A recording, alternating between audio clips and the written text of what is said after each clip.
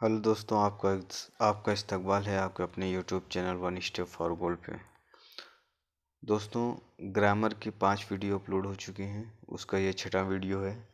इसकी जो पूरी सीरीज़ है ये सीटेट और एमपीटेट जो निसाबी किताबें हैं जो चलती हैं एनसीईआरटी और एससीईआरटी की, उन्हीं किताबों से निकाला हुआ है, उन्हीं किताबों से माखूज है जो ग्रामर्स उसमें दिए रहते हैं लास्ट में। दोस्तों, और भी कुछ अहम जो ग्रामर्स हैं वही, और एग्ज़ाम में भी यहाँ से सवालात पूछे जाते हैं। दोस्तों शुरू करते हैं। अक़साम इस्म, इस्म की किस्में बनावट के एतबार से।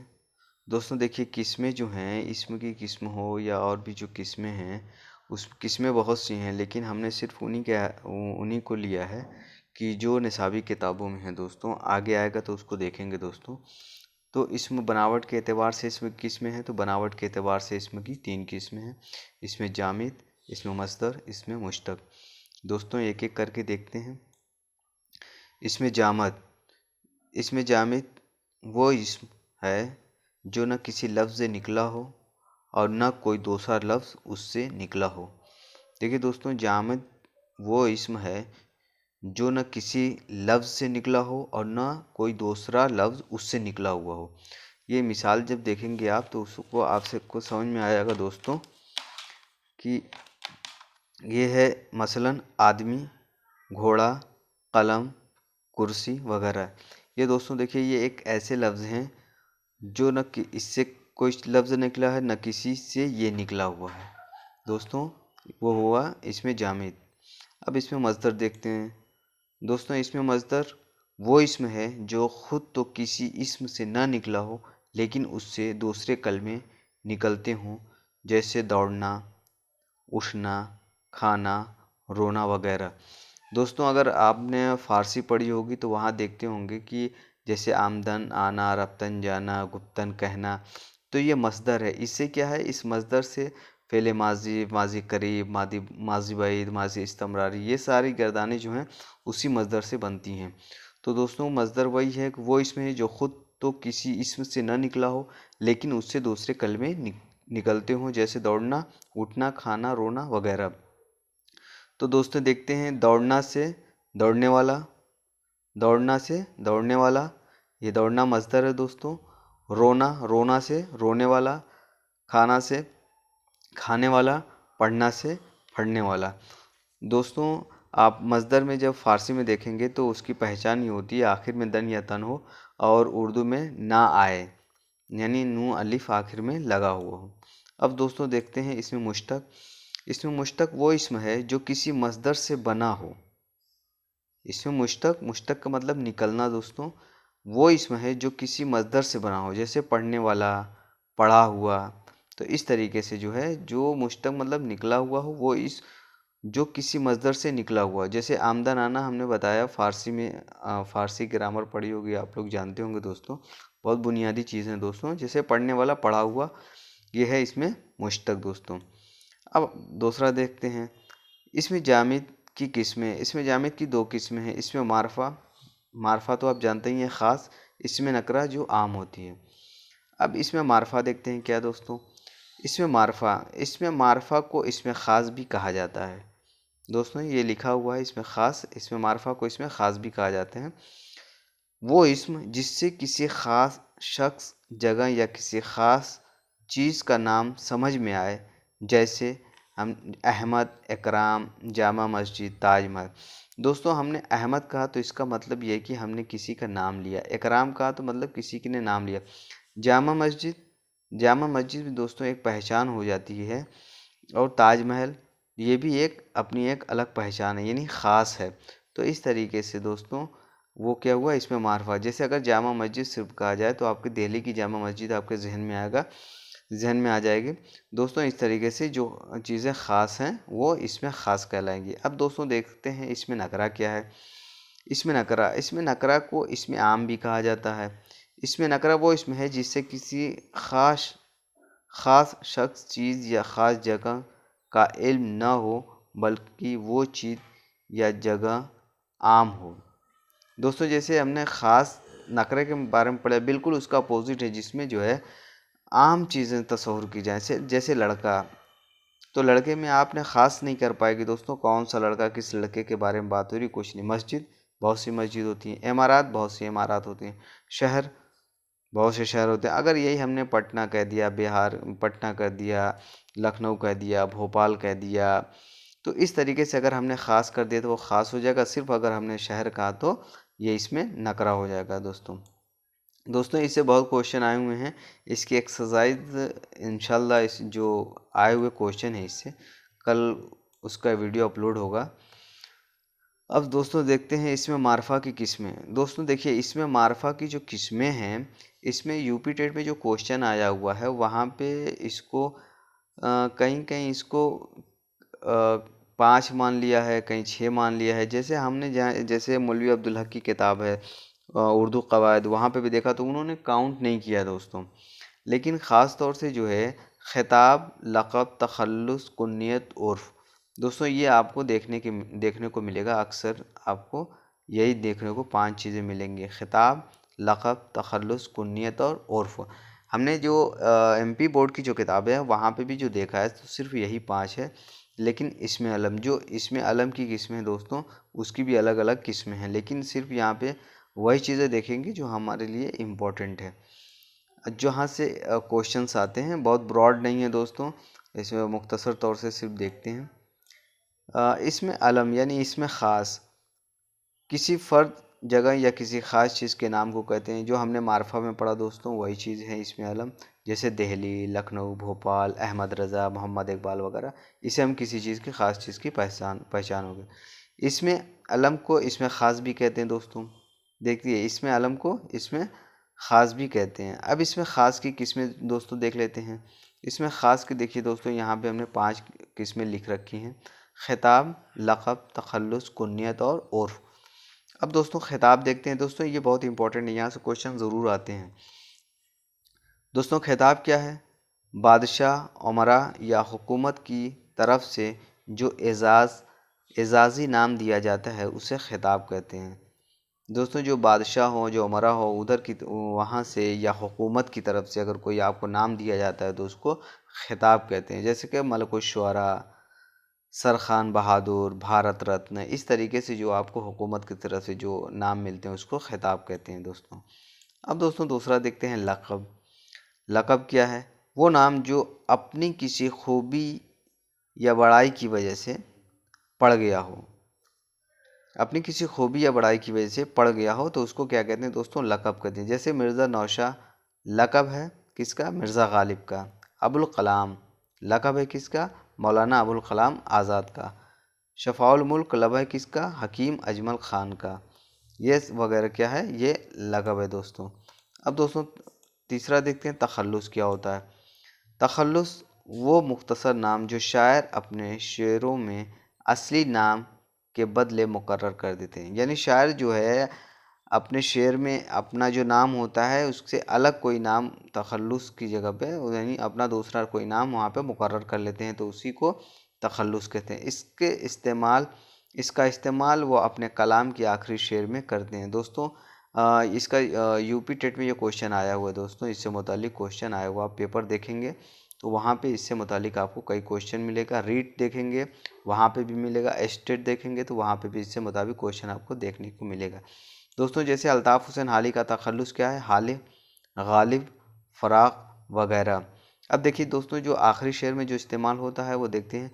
काबा किस मुँह से जाओगे गालिब, शर्म तुमको मगर नहीं आती। तो इसमें क्या है? गालिब ने अपना तख़ल्लुस इस्तेमाल किया है, गालिब। तो दोस्तों यही चीज़ है तख़ल्लुस। अब कुन्नियत क्या है दोस्तों? कुन्नियत वो नाम जो माँ बाप, बेटे या किसी और के ताल्लुक़ से मशहूर हो जाए उसे कुन्नियत कहते हैं। जैसे दोस्तों इब्ने मरियम, औलाद इब्राहिम वगैरह, इस तरीके से जो अरब में है अभी भी दोस्तों इस तरह के नाम इस्तेमाल होते हैं, उसको कुन्नियत कहते हैं। जिससे पूरा शजरा निकाला जाता है ना, इब्ने, बिनते, ये सब करके जो इस तरीके से, जैसे इब्ने मरियम या औलाद इब्राहिम, इस तरीके से जो कुन्नियत, वही चीज़ें जो शजरा निकाला जाता है दोस्तों उसी वही एक कुन्नियत होता है। अब दोस्तों देखते हैं उर्फ़ क्या है। उर्फ़ असल नाम के अलावा किसी तरह के नफ़रत या प्यार से जो नाम पड़ जाता है। दोस्तों देखते हैं कि दोस्तों में या कोई गलत नाम रख देता है, इस तरीके से क्या है वो उर्फियत है, उसे उर्फ या उर्फियत कहते हैं। जैसे चुन्नू, मुन्नू, कलुआ, कल्लू, बबलू, बाबू, इस तरीके से दोस्तों जो नाम पड़ जाते हैं और मशहूर भी हो जाते हैं दोस्तों, तो क्या है वो उर्फ है दोस्तों। अब ये क्वेश्चन देखने को मिल जाएगा, इसकी तारीफ पूछ देगा तो उसमें पूछ देगा कि ये उर्फ है, लक़ब है, खिताब है, तो इसमें से क्या है, तो इसमें से आपको जो सही ऑप्शन होगा उसी को आपको इंतखाब करना होगा। अब दोस्तों देखते हैं इसमें नकरा क्या है। इसमें नकरा की किस्में, इसमें नकरा भी, इसमें भी दोस्तों किस्मों में काफ़ी वो है, कहीं काउंट नहीं किया गया कि 5 है, 6 हैं, 7 हैं, बहुत सी किस्में, फिर उसकी किस्में निकलती हैं इस तरीके से दोस्तों। लेकिन क्या है कि हमें तो वही देखना है जो एग्ज़ाम में आता है, और एग्ज़ाम में वहीं से आता है जो निसाब की किताबों में जो ग्रामर दिए हैं वही है। और आप तो पेडागोजी में भी पढ़ते हैं तो जानते ही हैं कि बच्चों को ग्रामर पे ज़्यादा तवज्जो नहीं देनी होती है अगर आप मादरी ज़बान के तौर पे पढ़ा रहे हैं तो। दोस्तों देखते हैं इसमें नकरा की किस्में। इसमें नकरा, इसमें ज़ात, इसमें मुसग़्ग़र, इसमें मुकब्बर, इसमें आला, इसमें सौत, इसमें ज़र्फ़। अब दोस्तों देखते हैं इसमें नकरा क्या होता है। जो हमने इसमें मार्फा में पढ़ लिया दोस्तों वही चीज़ें इसमें नकरा में है। वो इस जो एक जैसी, दोस्तों यहाँ पे मीठा, यहाँ पे लिखा हुआ नहीं है कुछ, वो क्या है एक जैसी, इसको सही कर लीजिएगा आप, एक जैसी बहुत सी चीज़ों के लिए आए, जैसे आदमी, जानवर, मकान, किताब। तो ये कोई ख़ास नहीं हुआ, तो वही चीज़ें दोस्तों जो नकरा है, जो किसी एक चीज़ की तरफ आपको इशारा ना करे, बल्कि अगर जानवर कहा जाए तो आपको मालूम ही नहीं है, पता ना चले कि कौन सा जानवर, मकान किसका, मकान किसके बारे में मकान, किताब कौन सी किताब किसकी किताब, कुछ तस्करा नहीं है, तो क्या दोस्तों वो इसमें नकरा है। अब दोस्तों देखते हैं इसमें ज़ात। इसमें ज़ात क्या है, किसी आम चीज़ या जिन्स के नाम को इसमें ज़ात कहते हैं। जैसे पेंसिल, इमारत, लड़का, दरवाज़ा, यानी किसी जिन्स, किसी आम चीज़ या जिन्स के नाम को इसमें ज़ात कहते हैं दोस्तों।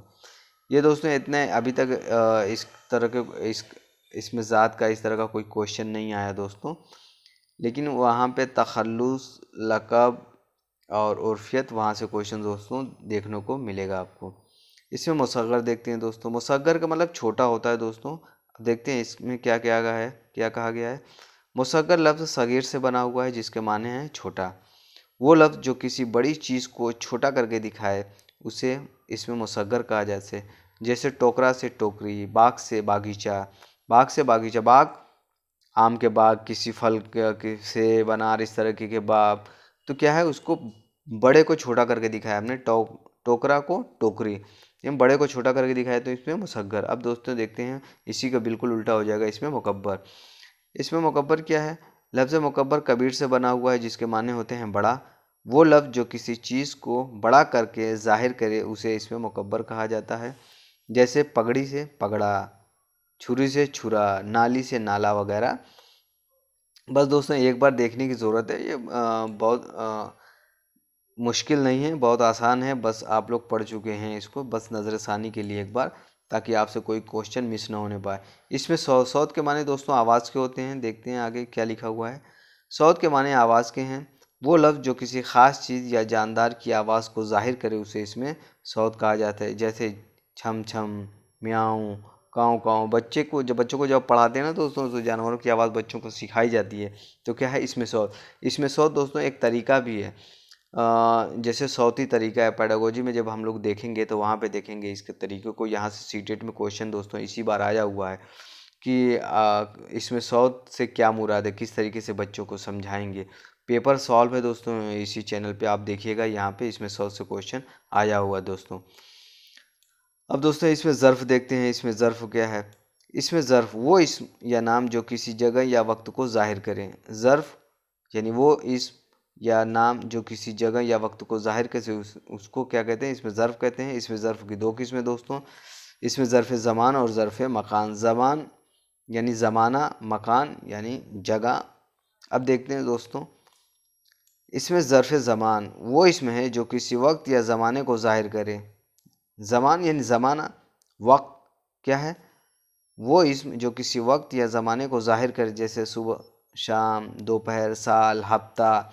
ये चीज़ें जो बता रहे हैं, एक ज़माना बता रहे हैं दोस्तों, एक वक्त बता रहे हैं, तो उसको इसमें इसमें ज़र्फ़ ज़मान कहते हैं। अब दोस्तों देखते हैं ज़र्फ़ मकान।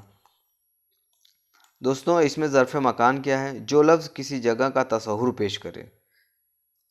मकान यानी जगह, जो लफ्ज़ किसी जगह का तसव्वुर पेश करे, जैसे कुतुब खाना यानी लाइब्रेरी, चरागाह, ससुराल।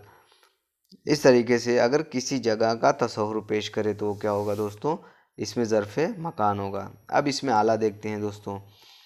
इसमें आला वही है जो किसी औज़ार का नाम दे दिया, किसी चीज़ का नाम दे दिया, जैसे औज़ार है, वो इसमें है जो किसी आला, औज़ार या हथियार के नाम को ज़ाहिर करे, जैसे चाकू, बंदूक, तलवार वगैरह क्या है, इसमें किसी औज़ार को ज़ाहिर कर रहे हैं दोस्तों, सही है इसमें आला। अब दोस्तों नोट्स देख लेते हैं। नोट में कुछ और भी किस्में दी गई हैं, लेकिन वहाँ किताबों में, ये निसाबी किताब में नहीं है। निसाबी किताब में तो इसमें धात नहीं है, ये दीगर किताबों से देखा गया दोस्तों। और यहाँ से क्वेश्चन भी कभी नहीं पूछा गया है। वो इसमें धात क्या है? वो इसमें जो किसी धात यानी धातु के लिए आए, जैसे लोहा, सोना, चांदी, पीतल वगैरह, ये क्या है? इसमें धात है। ठीक है दोस्तों, ये इसमें धात है। अब दोस्तों देखते हैं इसमें जमा दोस्तों देखिए, यूपी टेट 2020 जो हुआ था, यूपी टेट, वहाँ पे यहाँ से क्वेश्चन पूछा गया दोस्तों। इसमें जमा वो इसम जो बज़ाहिर तो एक मालूम हो, लेकिन वो अपने अंदर बहुत सी चीज़ों को जमा किए हो, बहुत सी चीज़ों का जमा किए हो या बहुत सी चीज़ों का मजमुआ हो, और उसका इस्तेमाल वाहिद के तौर पर हो, उसे इसमें जमा कहते हैं। दोस्तों एक बार फिर देख लेते हैं, इम्पॉर्टेंट है काफ़ी। वो इसम जो बज़ाहिर तो एक मालूम हो, लेकिन वो अपने अंदर बहुत सी चीज़ों का मजमुआ हो और उसका इस्तेमाल वाहिद के तौर पे हो, उसे इसमें जमा कहते हैं। जैसे फ़ौज वगैरह दोस्तों है, तो फ़ौज की जमा, इसमें जमा अफवाज। इस तरह के क्वेश्चन यूपी टेट में आपको जो पेपर अपलोड है वहाँ देखेंगे तो दोस्तों वहाँ पे मिलेगा। इसमें कैफियत क्या है दोस्तों? इसमें कैफियत वो इसमें है जिससे कोई कैफियत या हालत मालूम हो, जैसे नर्म, गर्म, ठंडा, उजाला, खट्टा, मीठा। तो क्या दोस्तों, इससे एक कैफियत मालूम हो रही है आपको कि क्या है, ठंडा है, गर्म है, उजाला, रात। इस तरीके से क्या है दोस्तों, एक कैफियत आपको मालूम हो रही है, तो ये है इसमें कैफियत। अब दोस्तों इससे मुतालिक जो क्वेश्चन आए हुए हैं उसकी इंशाल्लाह जो है, अभी तक जो क्वेश्चन पूछे गए इसमें से, वो कल उसकी प्रैक्टिस की जाएगी दोस्तों। और हम सोच रहे हैं कि जल्दी से ग्रामर के पोर्शन कंप्लीट हो जाए, ताकि पेडागोजी का पोर्शन उसको शुरू किया जाए। दोस्तों ये ज़्यादा से ज़्यादा शेयर करिए उन लोगों तक जहाँ तक उर्दू के मवाद नहीं पहुँच पा रहे हैं दोस्तों। और अगर वीडियो अच्छा लगे, हमें भी पता है कि बहुत ज़्यादा प्रोफेशनल वीडियो नहीं बन पा रहा है दोस्तों। इंशाल्लाह अगर आप लोग सपोर्ट करेंगे तो वो भी इंतज़ाम किया जाएगा दोस्तों। ठीक है दोस्तों, मिलते हैं नेक्स्ट वीडियो में। पूरा वीडियो देखने के लिए दोस्तों आपका शुक्रिया।